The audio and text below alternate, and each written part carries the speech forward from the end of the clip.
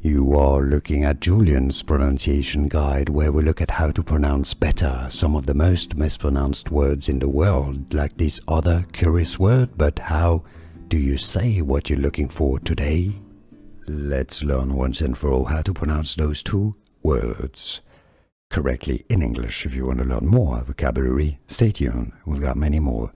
Those are essentially the same word, but with a slightly different spelling. I believe one is US, the other is British spelling. They are both a noun. If you want to learn how to pronounce the top one as a verb, I've got a different video. I'll link to it so you get it all and you understand all perfectly. This is pronounced as Annexe. Annexe. The bottom one is also the French spelling. Annexe, with a stress on the first syllable. How to pronounce in English? Annexe. Here are more videos on how to pronounce more confusing words and names too many mispronounced. Like this video if you found it useful. I appreciate your support. I'll see you soon and thanks for watching.